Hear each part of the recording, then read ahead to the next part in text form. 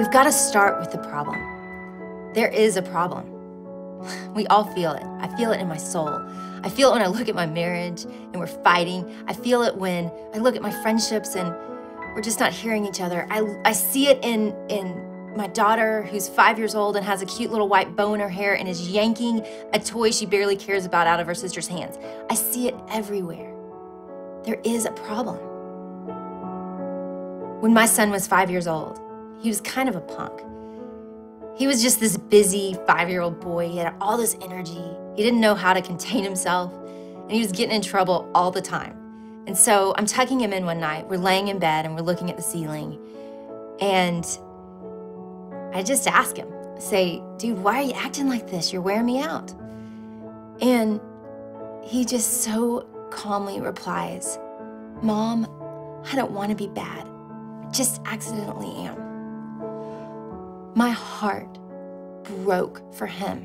I think it broke because I related to that. I felt the same way. I want to be good, and I just accidentally keep being bad. And I think a lot of us feel this way.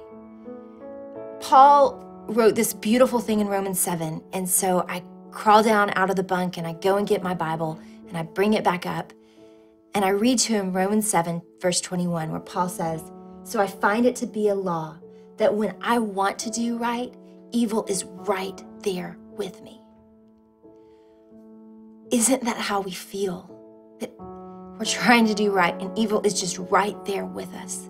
When I read that to Connor, he got tears in his eyes and he looked at me and said, Mom, we have to tell everybody about this.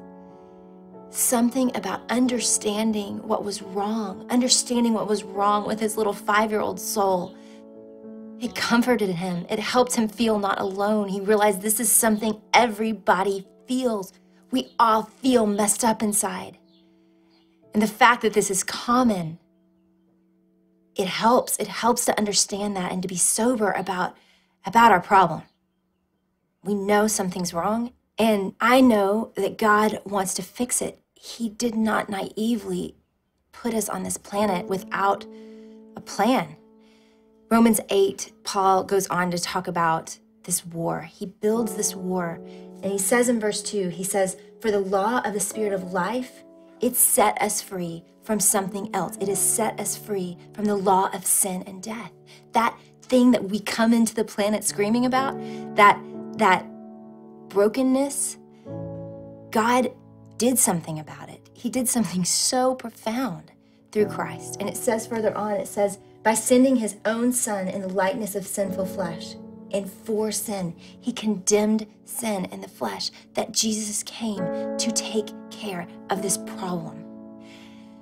And he did, and we're right with God forever, for eternity, but we're still broken inside. It's like my son, it's like Paul. We want to be good and we're still bad. Why? Why is this thing we know to be true about God, this Jesus, not relevant to my daily life, to the invisible stuff in my gut that I keep